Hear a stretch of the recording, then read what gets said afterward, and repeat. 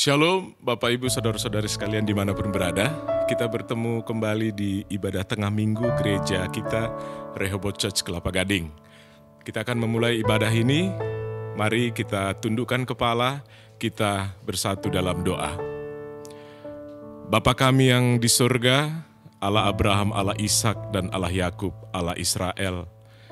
Bapa Tuhan kami, Raja kami Yesus Kristus, kembali kami datang ke hadapan-Mu Bapa, dengan segala keberadaan kami yang tentunya masih belum berkenan bagi-Mu. Tolong kami, dampingi kami terus Bapa, agar kami bisa memanage, mengontrol pikiran, perbuatan dan ucapan kami, agar kami tidak melukai perasaan-Mu. Hadirat-Mu beserta kami saat ini Bapa. Haleluya. Amin. Baik Bapak Ibu, kita akan mulai ibadah kita dengan mengangkat satu pujian, Tuhan menyelidiki.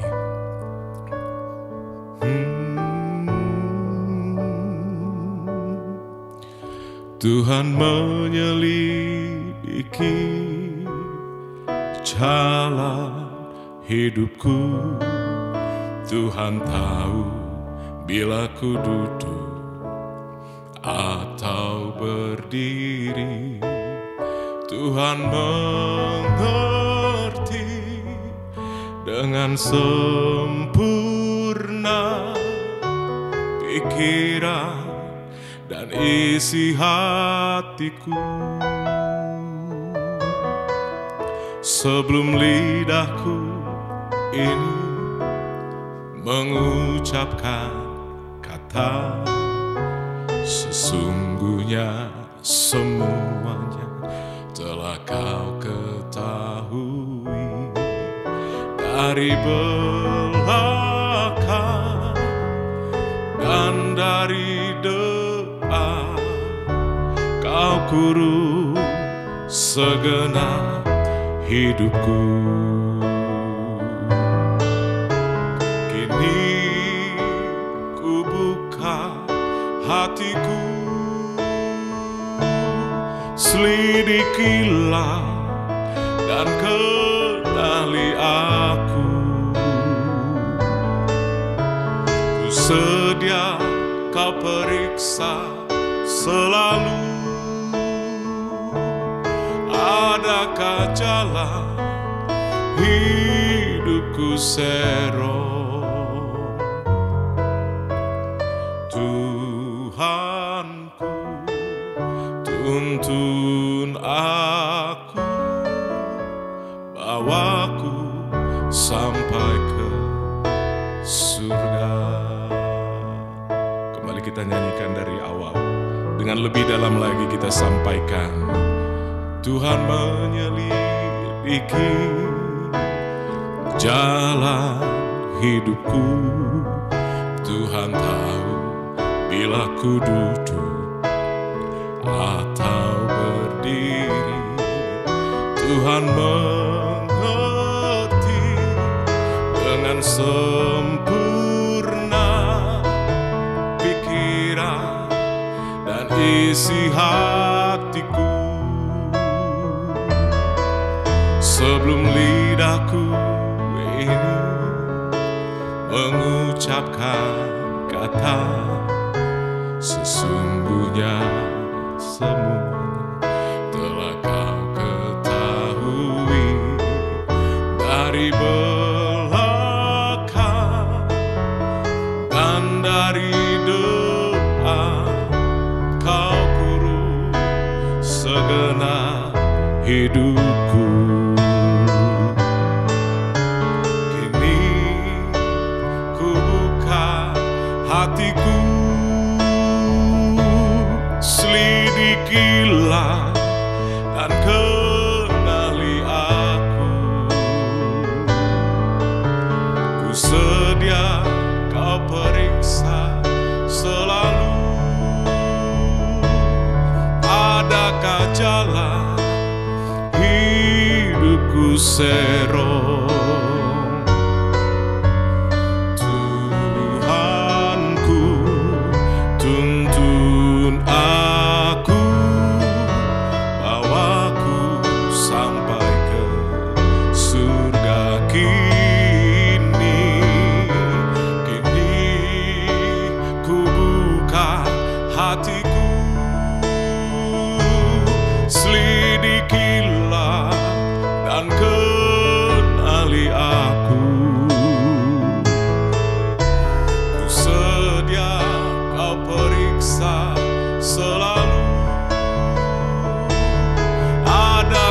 jalan hidupku sero. Tuhanku, tuntun aku, bawaku sampai ke surga. Tuhanku, Tuhanku, tuntun aku, bawaku sampai ke surga. Elohim Yahweh yang Maha Mulia, kami ada di hadapan-Mu saat ini. Lawatlah kami ya Bapa. Engkau satu-satunya sesembahan kami, satu-satunya junjungan dalam hidup kami. Kepadamu sembahan Maha Kudus, Allah Abraham, Allah Ishak, dan Allah Yakub. Hanya Engkau yang mempunyai kuasa, kerajaan, kemuliaan selamanya. Sungguh ajaib perbuatan-Mu semua. Cakrawala memberitakan pekerjaan-Mu. Maha besar, lebih dari segalanya, tiada yang sama seperti-Mu. Elohim Yahweh, Maha Mulia.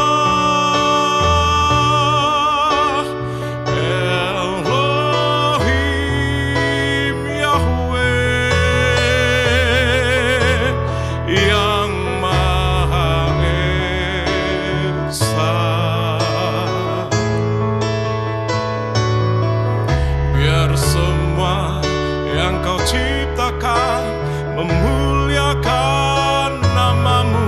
Haleluya, terpujilah Elohim Yahweh, Maha Mulia.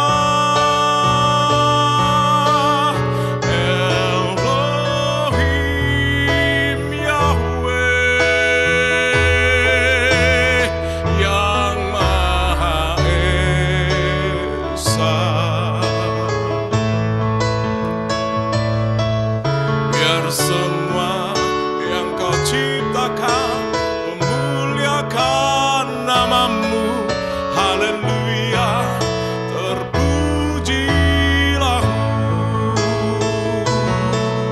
Biar semua yang Kau ciptakan memuliakan nama-Mu.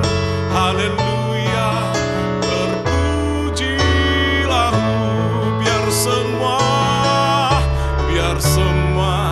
yang Kau ciptakan memuliakan nama-Mu.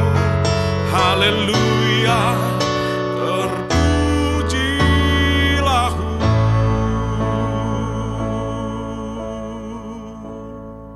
Shalom saudara sekalian, kita akan siapkan hati kita untuk mendengarkan kebenaran firman Tuhan di ibadah tengah minggu kita bersama.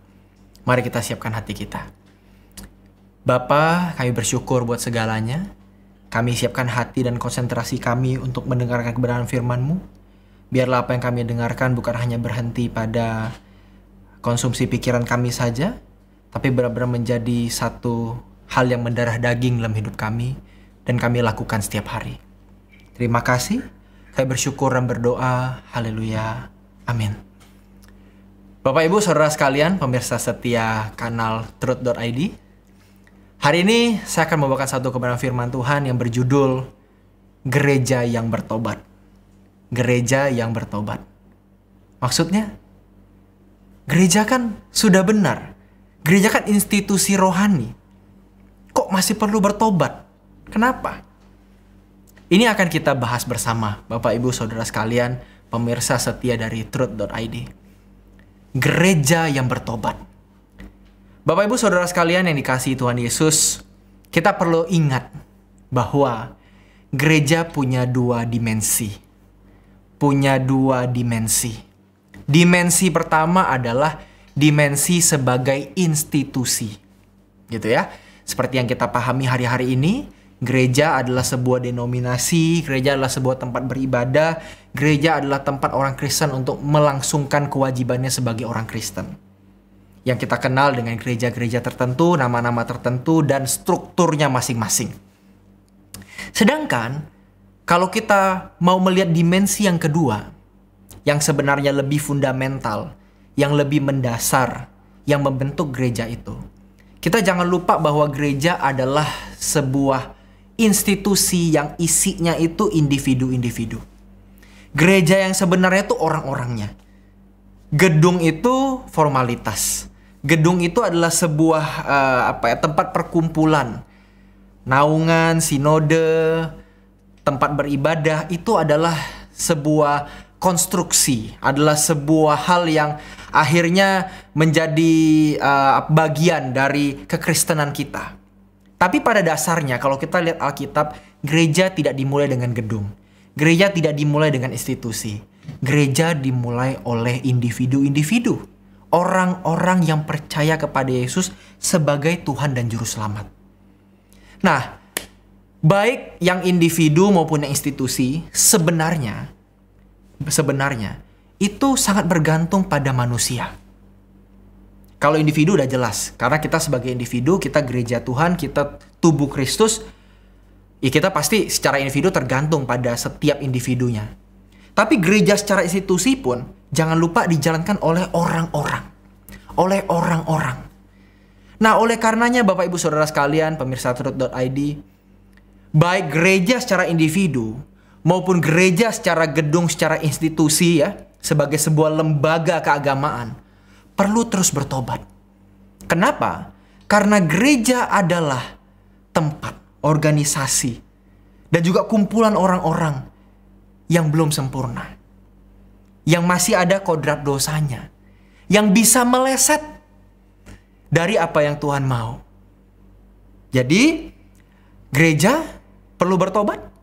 Tentu perlu bertobat. Baik itu dalam arti dia sebagai individu, kita masing-masing ini, kita adalah gereja Tuhan Yesus, karena roh Allah ada dalam diri kita, dan tubuh kita ini menjadi bait Allah, menjadi gereja, menjadi rumahnya Allah, di mana Allah berdiam melalui rohnya. Di konteks individu pasti kita perlu bertobat.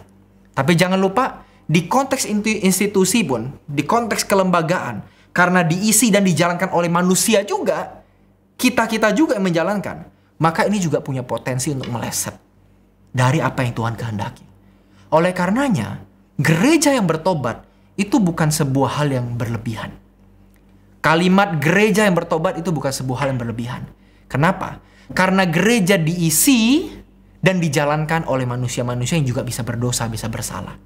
Makanya perlu terus diselidiki, perlu terus mawas diri.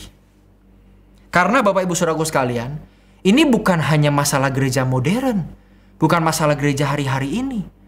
Kalau kita bisa melihat banyak gereja, mulai dari yang paling ekstrim, misalnya mengajarkan ajaran yang menyimpang begitu ya, sesat, yang merugikan orang lain. Seperti misalnya kita lihat ada aliran-aliran yang mengajarkan bahwa persetubuhan dengan hamba Tuhannya adalah sebuah hal yang suci begitu ya. Kemarin ini sempat heboh ketika ada di Netflix begitu ya, di salah satu platform streaming video atau film yang terkenal. Mulai dari yang paling ekstrim seperti itu, mengajarkan bahwa persetubuhan dengan pemimpinnya itu juga adalah persekutuan dengan Tuhan. Sampai dengan mungkin yang tidak terlihat ekstrim, mungkin terlihat biasa saja, menjalankan aktivitas keagamaan, aktivitas gereja. Tapi tidak mengarahkan jemaat pada keserupaan dengan Yesus. Yang diarahkan hanya bagaimana bisa datang terus ke gereja, jadi jemaat yang setia, memberikan persembahan. Yang bukan berarti salah, ini juga hal yang baik. Tapi terfokus pada bagaimana menjadi orang beragama. Ini pun belum mencapai apa yang Tuhan kehendaki. Dan seringkali bisa terpenjara di situ gereja. Nah, ini bukan masalah gereja modern saja Bapak Ibu Saudaraku sekalian. Gereja yang punya agenda sendiri, gereja yang punya kepentingan sendiri, itu sudah ada sejak zaman Alkitab. Yang bukan agendanya Tuhan Yesus. Sudah ada. Kita lihat di 1 Korintus pasal 3 ayat 11. 1 Korintus pasal 3 ayat 11 dikatakan, karena tidak ada seorang pun yang dapat meletakkan dasar lain daripada dasar yang telah diletakkan, yaitu Yesus Kristus. Bapak Ibu Saudaraku sekalian, di 1 Korintus pasal 3 ini, Paulus berkata seperti ini, kenapa? Karena gereja Korintus hari itu punya kepentingan masing-masing. Kepentingan kelompok. Bukannya kepentingan Yesus sebagai dasar itu, sebagai dasar gereja itu, malahan kepentingan kelompok yang dibawa, yang dipamerkan, yang diunggulkan, yang dipikirkan. Bukannya kepentingan Allah, tapi kepentingan diri sendiri. Seperti contoh yang tadi saya berikan. Yaitu ada gereja-gereja yang ekstrim tadi ya. Hamba-hamba Tuhannya benar-benar merugikan orang lain. Sampai mungkin juga ada hamba Tuhan yang hanya mengarahkan pada beragama saja. Sehingga akhirnya orang Kristen menjadi zombie. Datang ke gereja, fisiknya ada tapi hatinya nggak melekat ke Tuhan. Jadi sebenarnya masalah terbesar gereja dari dulu sampai sekarang adalah bagaimana kepentingannya selalu terarah kepada Tuhan. Bagaimana kepentingan selalu kembali ke dasar dari gereja itu dibangun. Jangan sampai gereja Tuhan, baik itu secara institusi dan lembaga, maupun secara individual, kepentingannya kepentingan yang lain, kepentingan sendiri. Ini yang jadi bahaya, ini yang jadi meleset.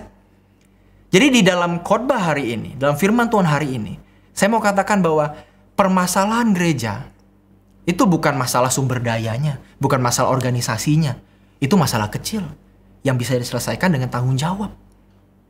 Tapi masalah yang lebih besar adalah ketika gereja itu melayani kepentingannya sendiri. Melayani kepentingan kelompok tertentu. Bukan melayani Tuhan. Ini yang jadi masalah. Dari sinilah gereja perlu bertobat. Dan dalam surat Paulus ini kepada jemaat Korintus, terlihat jemaat Korintus tuh gerejanya punya kepentingan sendiri. Buktinya apa? Buktinya mereka mencoba membagi diri mereka kepada kelompok-kelompok tertentu. Oh, saya kelompok Paulus. Oh, saya kelompok Apolos. Oh, saya kelompoknya Petrus. Punya kelompok masing-masing. Punya kerajaannya masing-masing. Punya bisnisnya masing-masing. Kelompok Paulus dengan pemikirannya, kelompok Apolos dengan pemikirannya, kelompok Kefas dengan kegiatan dan pemikirannya juga masing-masing. Dan Paulus menegur keras hal ini. Ketika mereka seperti itu, ada pengelompokan-pengelompokan gitu ya, antar gereja hari itu, yang merasa bahwa oh ini kami. Menonjolkan diri karena identitas mereka. Bukan menonjolkan diri karena Kristus. Di sini Paulus marah. Dan Paulus menyebut jemaat Korintus sebagai jemaat yang duniawi. Duniawi. Jadi sebenarnya gereja pun bisa duniawi. Karena gereja Korintus itu juga duniawi. Buktinya apa? Mengerjakan proyek sendiri. Mengunggulkan kelompok sendiri. Membanggakan apa yang menjadi kepentingan kelompok. Kan dengan mereka nyebut saya kelompok ini, saya kelompok itu. Sebenarnya kan itu kan adalah sebuah ungkapan tersirat bahwa kami lebih baik dari yang lain. Loh kok kaminya? Kok kaminya loh? Kenapa bukan Yesusnya? Kenapa bukan Tuhannya? Kenapa bukan Allah Bapaknya? Kok kaminya loh? Nah ini yang jadi masalah bagi Paulus. Bagi Paulus dengan begitu jemaat Korintus itu masih duniawi. Masih duniawi. Dan perlu untuk bertobat. Perlu untuk berubah. Berubah dari apa? Berubah dari melayani kepentingan kelompok menjadi melayani kepentingan Tuhan. Melayani kepentingan Tuhan. Inilah yang disebut dengan bertobat. Bertobat. Pertobatan gereja adalah reorientasi. Reorientasi. Mengarahkan ulang. Dari apa yang sebelumnya kurang tepat, yang tidak sesuai kehendak Tuhan, sekarang diarahkan kembali menjadi kehendak Tuhan. Reorientasi. Ya, orientasi ulang. Mengatur orientasi kembali. mengatur kiblatnya kembali. Yang dari tadi ke kepentingan kelompok, sekarang kepentingan Tuhan. Nah, untuk masuk dalam hal ini Bapak Ibu Saudaraku sekalian, kita perlu paham dulu apa itu arti bertobat. Untuk memahami bagaimana kita harus reorientasi, itu kita mesti paham apa itu arti bertobat. Mari kita lihat dalam Kisah Para Rasul. Kisah Para Rasul pasalnya yang ke-20 ayat 21. Kisah Para Rasul ayat 20, pasal 20 ayat 21. Aku senantiasa bersaksi kepada orang-orang Yahudi dan orang-orang Yunani, supaya mereka bertobat kepada Allah dan percaya kepada Tuhan kita Yesus Kristus. Bapak Ibu Saudara sekalian, bertobat di sini berasal dari kata bahasa Yunani metanoia. Metanoia. Yang arti dasarnya adalah to think differently. To think differently. Berpikir secara berbeda. Kalau dulu mereka berpikirnya pakai cara pikir dunia, pakai cara pikir agama-agama sebelum Kristen gitu ya. Belum mengenakan cara pikir Kristus, mengenakan cara pikir agama kafir begitu. Nah, sekarang berusaha mengenakan cara berpikir Kristus. Mengenakan iman, mengenakan pikiran dan perasaan yang ada dalam Kristus. Percaya kepada Yesus dan mengikuti jejak hidupnya. Mengikuti pikiran dan perasaannya. Nggak boleh lagi berpikir seperti orang dulu, orang yang belum mengenal Tuhan. Harus bergeser. Harus bergeser kepada Kristus. Berarti di sini pertobatan itu bukan cuma sekedar dari perbuatan yang kejam, jahat. Ya. Yang kelihatannya bisa dihukum secara sosial. Tapi juga dari cara berpikir. Cara berpikir yang halus kelihatannya tidak salah. Halus banget, tipis. Kayaknya nggak kelihatan salah deh. Kayak biasa aja deh. Kayak biasa aja. Tapi itu meleset. Itu meleset. Nah, ini yang harus jadi pemahaman kita ketika kita bilang bertobat. Di sini gereja yang bertobat bukan berarti gereja yang pernah melakukan kesalahan moral atau gereja yang bobrok secara sosial gitu ya. Mencuri uang jemaat, menyalahgunakannya dan sebagainya. Enggak. Bukan hanya di situ. Tapi juga bisa menunjuk pada gereja-gereja yang melayani kepentingannya sendiri. Melayani nama besarnya sendiri. Dengan apa seperti kelihatannya? Kalau kita bicara di institusi dulu ya. Kalau di institusi kita akan lihat gereja-gereja melayani kepentingannya itu kurang punya hati. Kurang punya hati untuk berbagi pada sekitarnya. Arahnya tuh ke dalam. Gimana gedungnya besar, lightingnya bagus ya kan. Datang pengkhotbah atau worship leader atau pemain musik yang terkenal supaya gerejanya besar sekali. Supaya gerejanya didatangi oleh banyak orang. Apakah hal itu salah? Tergantung motifnya. Motifnya bagaimana? Kalau motifnya memang untuk, wah supaya kita kelihatan lebih keren dari yang lain. Supaya nama Tuhan dimuliakan katanya begitu ya. Seringkali bersembunyi di balik hal itu. Tapi apakah betul itu untuk nama Tuhan? Cara mengeceknya adalah bagaimana dia memperlakukan atau merancang anggarannya begitu ya. Untuk kepentingan orang-orang yang terpinggir. Orang-orang yang susah. Jemaat-jemaat gereja yang membutuhkan. Apakah keluar juga anggarannya? Ini baru bicara anggaran ya. Karena Alkitab bilang anggaran itu atau uang itu adalah masalah kecil. Mamon itu perkara kecil. Jadi kita coba ukur dari yang paling kecil dulu. Kalau uangnya lebih banyak untuk memperbesar gedung, untuk memperbesar fasilitas, mempercantik tampilan ibadah, kita perlu hati-hati. Apakah betul memang ini yang Tuhan kehendaki? Apakah betul gereja tersebut benar-benar melayani Tuhan dengan gedung gereja tersebut, dengan penampilan ibadah gereja tersebut? Apakah betul? Sedangkan untuk anak-anak yang nggak bisa sekolah, untuk kepentingan-kepentingan jemaat yang sedang membutuhkan diakonia, gereja begitu strict. Gereja begitu begitu ketat terhadap hal itu. Nah, ini yang akhirnya jadi perhatian kita. Padahal kalau kita lihat Alkitab, Rasul Paulus dan rasul-rasul lainnya ketika menginjil, mereka selalu katakan, yang menjadi prioritas kami adalah orang-orang miskin. Orang-orang yang terpinggirkan. Arahnya keluar. Arahnya keluar. Bukan cuma ke dalam. Saya tidak berkata bahwa mempercantik panggung, gedung gereja, mengundang orang-orang yang terkenal yang punya nama datang ke gereja sebagai hal yang salah. Tentu tidak salah kalau motivasinya benar. Kalau motivasinya benar. Tapi pertanyaannya, apa motivasi itu? Apa motivasi di balik hal itu? Apa motivasinya? Memang kalau di gereja perkotaan, di mana jemaat begitu banyak, ya harus besar gerejanya. Karena untuk menampung banyak orang. Tapi kalau akhirnya semua hanya untuk jadi aset, ini yang jadi masalah. Apalagi aset itu dibagikan kepada keluarga atau orang-orang dekat, kerabat dan sebagainya. Ini yang menjadi bahaya. Ini yang menjadi perlu dipertanyakan. Apakah betul gereja tersebut melaksanakan misinya Tuhan Yesus atau bukan? Oleh karena itu, dari hal kecil ini, kita perlu melihat apakah gereja betul-betul memberikan apa yang menjadi bagiannya kepada dunia. Apakah betul dia melakukan misinya Tuhan Yesus, hatinya Tuhan Yesus, buat tangan-tangan kecil yang perlu digenggam dan perlu diangkat. Orang-orang yang tidak dipandang. Jangan sampai gereja hanya berpihak pada orang-orang yang punya uang, punya status sosial, mengasihi mereka. Wah, di-treat dengan begitu luar biasa. Tapi buat orang-orang yang terpinggir, orang-orang yang sulit, gereja tutup mata.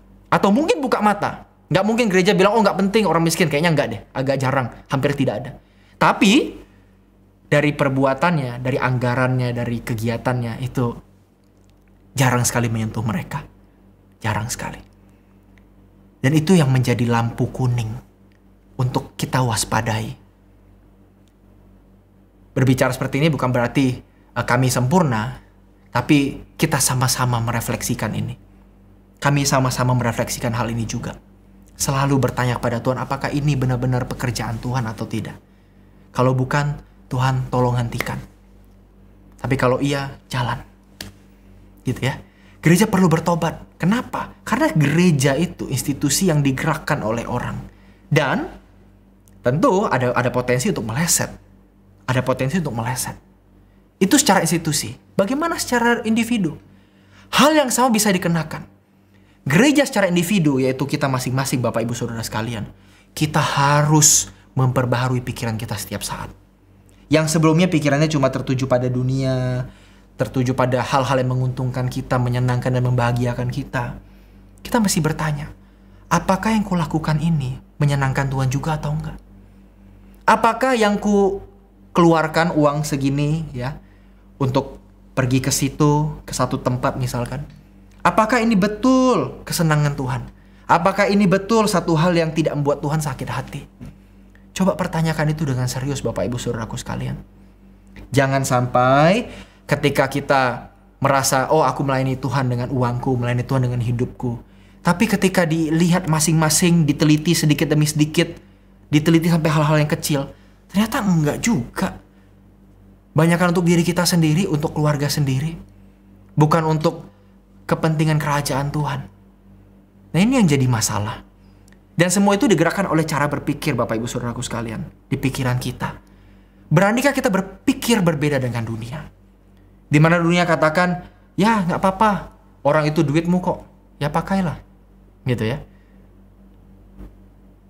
Kalau bisa merencanakan dengan baik, udah merasa senang gitu, udah merasa oh cukup deh.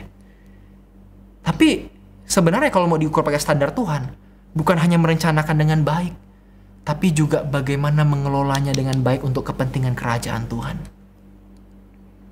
Nah ini yang jadi masalah kita. Seringkali apa yang kita lakukan, apa yang kita pikirkan, dan apa yang kita jalani dalam hidup kita, itu nggak sesuai dengan apa yang jadi visinya Tuhan. Dan dengan demikian kita gagal menjadi gerejanya Tuhan. Kita jadi gereja kita sendiri. Bahkan ironisnya kita menjadi gereja yang duniawi. Kenapa? Karena pikiran, perasaan, dan hidup kita tertuju pada hal-hal yang sementara. Pada kebahagiaan-kebahagiaan yang kita rasa mendatangkan keuntungan buat kita. Gereja macam apakah kita, saudara-saudaraku sekalian? Gereja macam apa? Ingat bahwa setiap individu pun adalah gerejanya Tuhan. Kalau dengan demikian, kalau setiap individu itu gerejanya Tuhan, maka kita perlu menyelidiki diri dengan serius. Ini yang kita perlu terus-menerus lakukan. Karena gini, mungkin sekarang kita benar. 5 tahun lagi kita masih benar. Tapi 10-15 tahun, dengan situasi yang berbeda, mungkin atmosfer kerohanian berbeda, suatu hari atmosfer keagamaan berubah di Indonesia, ya kan? Kalau sekarang kan mungkin semua orang terdesak untuk beragama gitu ya, mau nggak mau kan beragama. Bagaimana dengan 10-15 tahun lagi? Waktu mungkin agama ya udah nggak terlalu strict lah. Orang udah mulai terbuka pemikirannya, open minded dan sebagainya. Apa nilai yang kita bawa?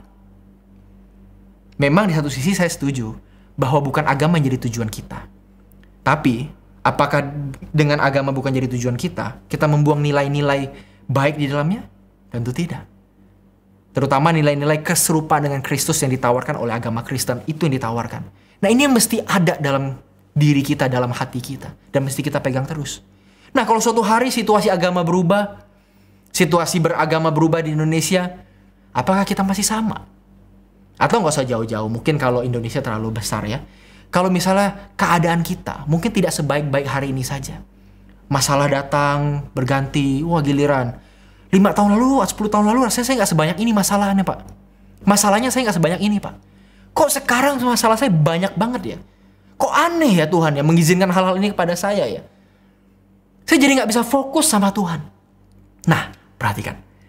Dengan situasi yang berbeda, kok bisa berubah fokusnya? Oleh karena itu, perlu terus-menerus menyelidiki.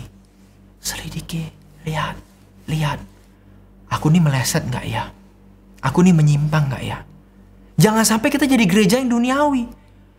Tubuhnya doang Kristen, mengaku gereja Kristus karena bagian dari orang Kristen. Aku nih tubuh Kristus loh, tubuhku ini bait Allah loh. Tapi isinya sebenarnya bukan bait Allah. Kita jadi gereja yang duniawi karena kita punya kepentingan sendiri. Seperti jemaat Korintus, yang mereka punya kepentingan kelompok masing-masing. Dengan melabel diri dengan bangganya, aku kelompok ini, aku kelompok itu. Dan dengan demikian mereka menunjukkan bahwa ada agenda kelompok tersendiri. Nah, jangan sampai kita punya agenda kelompok tersendiri. Agenda diri sendiri. Agenda hati sendiri. Yang itu tidak berasal dari Tuhan. Dan bagaimana untuk mengetahuinya? Nggak ada cara lain. Hanya dengan menyelidikinya. Jujur sama diri kita. Punya waktu buat evaluasi diri. Punya waktu untuk memikirkan apa yang sudah aku lakukan. Perkataan apa yang muncul. Kok aku mesti ambil keputusan itu ya tadi ya? Apakah ini benar ya? Apakah ini menyenangkan Tuhan ya? Aku kalau ngomong begitu ke orang lain tersandung nggak ya? Kita lihat. Apa jangan-jangan itu kepentingan saya saja?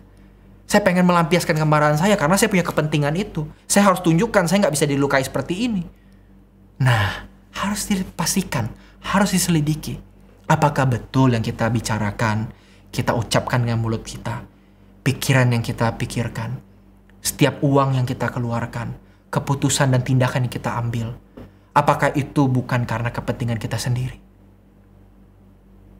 Betulkah itu kepentingan Tuhan? Kalau iya, puji Tuhan. Kalau belum, mari kita bertobat. Karena gereja perlu bertobat. Baik itu secara institusi, yang artinya perubahan pikiran terus-menerus, terus menyesuaikan diri kepada Tuhan. Yang tadi agak bengkok dikit mungkin, bengkok lurusin lagi, bengkok dikit lurusin lagi, bengkok sedikit lurus lagi. Harus terus dijaga, tracknya dijaga. Gereja sebagai institusi harus terus menjaga tracknya. Makanya pemimpinnya harus punya keterikatan sama Tuhan. Supaya tahu sejauh mana dia nyimpang dan akhirnya bisa meluruskan lagi. Karena membawa rombongan besar orang. Dan hal ini sama juga berlaku buat kita yang individual. Kita harus melihat, kita masih lurus gak nih? Dicek setiap hari, diselidiki, masih lurus gak? Kalau ada penyimpangan berapa derajat, harus segera dikenali. Jangan sampai jadi kepentingan dunia dan akhirnya kita terjebak. Kita nggak tahu kita sedang menyimpang. Kita tersesat dalam kawanan kekristenan. Dalam lingkungan kekristenan kita tersesat. Harus diselidiki terus-menerus. Jangan sampai offside. Jangan sampai keluar dari track yang sudah ada. Dan untuk mengetahui hal ini, perlu penyelidikan yang serius dan jujur. Dan juga cara berpikir yang diubah oleh Tuhan, belajar firman. Oleh karena itu terus saksikan truth.id supaya kita semua dapat kebenaran firman yang menjadi berkat buat kita. Bisa menjadi patokan, bisa menjadi standar bagaimana kita terus menerus meluruskan. Kalau kita mulai bengkok, mulai ke kiri ke kanan, kita bisa lurus lagi. Mari kita bertobat. Gereja perlu bertobat. Amin. Mari kita berdoa Bapak Ibu Saudaraku sekalian. Kami bersyukur atas firman yang kami bisa dengar saat ini. Kiranya Tuhan memberikan kami berkat, memberikan kami sukacita, memberikan kami kekuatan untuk bisa terus mengiring Engkau dengan tulus, untuk bisa mengiring Engkau dengan benar. Kami tidak menyimpang ke kanan dan ke kiri, tapi kami benar-benar ikuti jalan Gembala Agung kami. Gembala kami yang baik, Tuhan kami Yesus Kristus. Terima kasih buat segalanya, Tuhan. Kami bersyukur buat apa yang Kau lakukan, dan tuntun kami ke depannya. Supaya kami gereja-gerejamu ini, dari berbagai denominasi, berbagai latar belakang, bisa menjadi satu dalam visimu, satu dalam hatimu. Terima kasih. Kami bersyukur dan berdoa.